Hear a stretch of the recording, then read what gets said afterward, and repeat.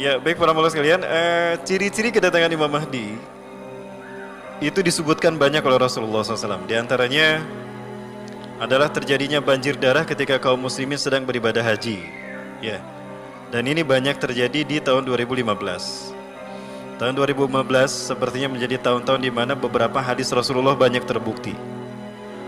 Ya, ciri-ciri kedatangan sang pembaharu ini, sang mujadid ini, itu muncul di tahun itu. Dan itu bertepatan dengan ibadah haji juga. Yang pertama terjadinya banjir darah di Masjidil Haram. Kita pernah menyaksikan ya, ada banjir darah di Masjidil Haram. Mau kita lihat lagi? Jangan, ngeri ya. Yang kedua, kata Rasulullah juga akan terjadinya blood moon. Ya, blood moon, bulan berdarah. Dan itu pas ketika peristiwa ibadah haji. Sehingga Imam Masjidil Haram saat itu mengatakan bahwa ini adalah isyarat kalau Imam Mahdi akan segera datang ya.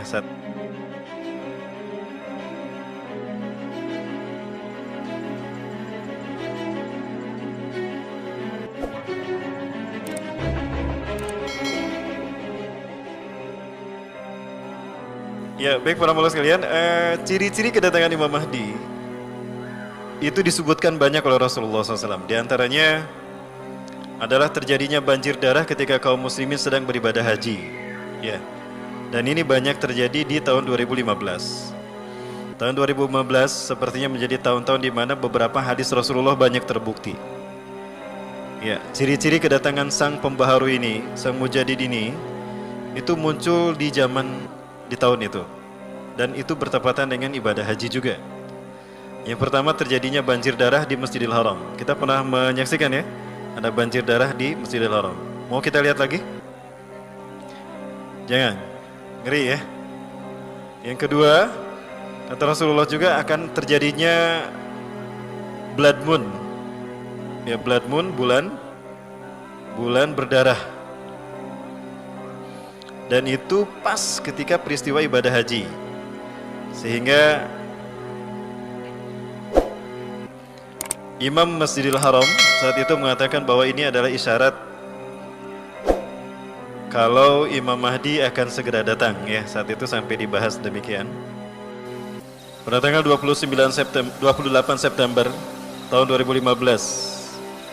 Ini pengamatan di beberapa negara Eropa plus di Mekah terjadinya peristiwa bulan berdarah.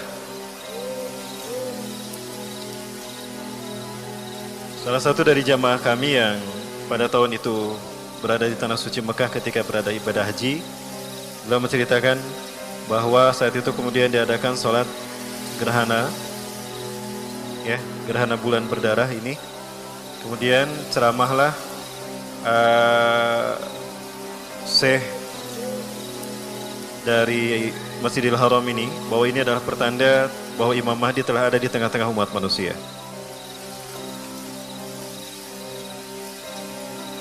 Saat itu terlihat bulan berwarna merah darah. Ini dia. Terlihat dia berwarna merah darah. Hal ini yang kemudian membuat situasi makin mencekam. Karena di saat itu seolah-olah Imam Mahdi sudah ada. Apalagi memang disebutkan Rasulullah dibayat ketika ibadah haji.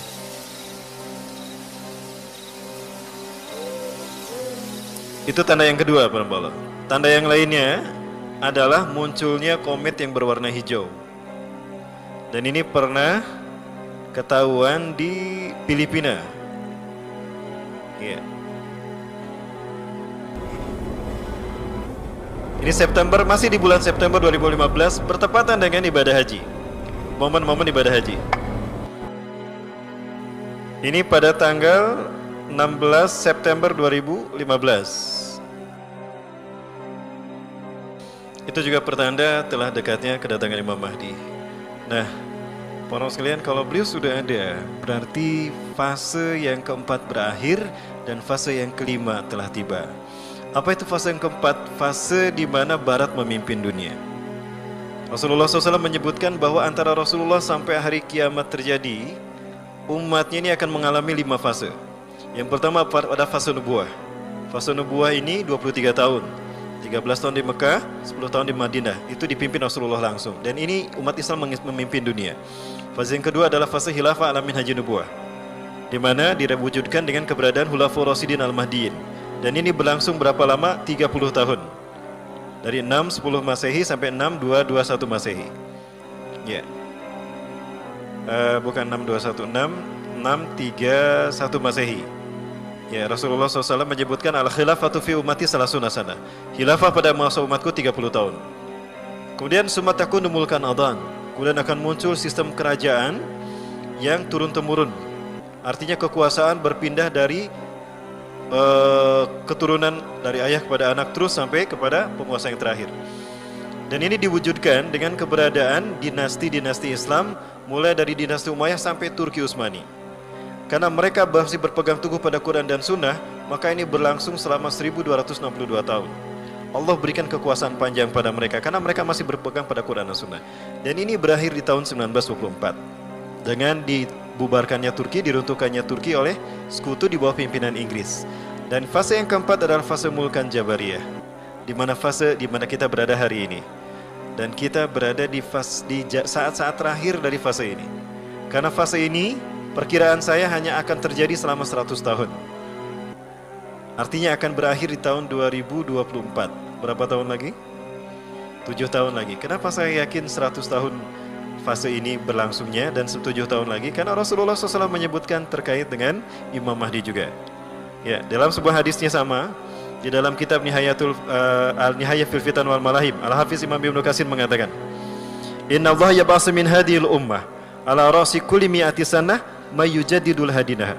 Sesungguhnya Allah akan membangkitkan dari umatku ini setiap 100 tahun sekali seseorang yang akan membuat Islam ini zohir, tegak di muka bumi. Islam akan bersih dari paham-paham sesat dan umat Islam akan berkuasa di seluruh dunia. Berapa tahun sekali? 100 tahun sekali. Abad kejayaan Islam sebelum kita Turki Utsmani, dan itu berakhir di tahun 1924. Maka 100 tahun kemudian 2024. Berapa tahun lagi? 7 tahun lagi. Sekali lagi penuh sekalian, 7 tahun bukan waktu yang singkat, bukan waktu yang lama, singkat bagi kita. Nah, apalagi Rasulullah SAW menyebutkan bahwa setelah Imam Mahdi dibaiat kemudian beliau memimpin sholat berjamaah subuh, maka beliau kemudian akan memimpin pasukannya tadi kaum muslimin perang, melaksanakan perang yang pertama. Dan perang pertama bukan melawan Israel, bukan melawan Romawi, bukan mengambil alih Konstantinopel kembali, bukan. Justru perang melawan pemimpin-pemimpin bangsa Arab. Ada kaitannya pula dengan diembargonya Qatar oleh negara-negara Arab. Ternyata yang akan diperangi pertama kali adalah raja-raja Arab. Hari ini Turki sedang sibuk melaksanakan latihan perang bersama Qatar. Dan Rasulullah SAW juga menyebutkan Turki akan diserang oleh 80 bendera dari Bani Rom. Ya, sebetulnya yang akan diserang adalah Suriah, namun mereka akan masuk melalui Turki dan itu akan dihadang oleh Turki. Maka ada kemungkinan memang Turki bersiap-siap menghadapi 80 panji atau 80 negara yang memasukinya, di mana setiap bendera itu terdiri di 12.000 pasukan. Jadi berapa orang yang masuk nanti melewati Turki?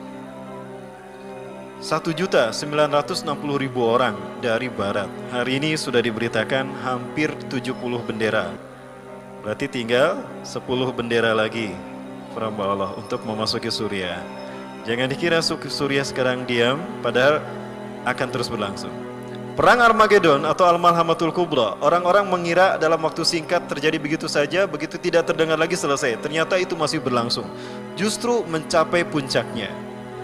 Sehingga digambarkan para mujahidin mereka menyandarkan pedang mereka dan menyimpan pedang mereka di tempat-tempat di mana mereka menyimpannya.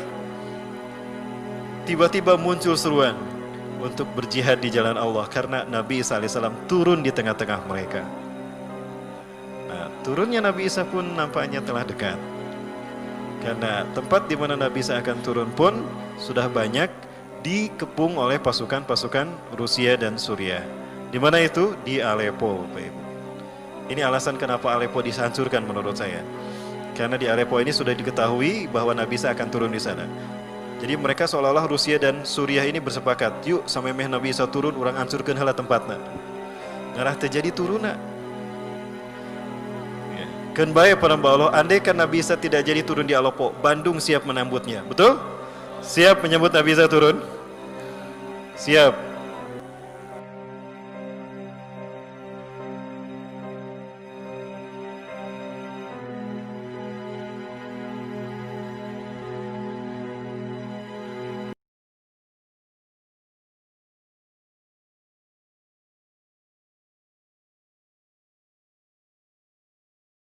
Wabarakatuh. Halo sahabat ISPA, kembali lagi bersama Islampedia. Jadikan kajian ini sebagai khazanah keilmuan. Jangan hanya berbeda pendapat, kita menjadi terpecah belah. Karena persatuan adalah yang utama. Mudah-mudahan kita semua mendapatkan manfaat dari kajian ini. Dan mudah-mudahan kita semua dilindungi oleh Allah Subhanahu wa Ta'ala. Amin ya Rabbal Alamin. Mohon maaf mengganggu fokus kalian. Selamat melanjutkan. Wassalamualaikum warahmatullahi wabarakatuh.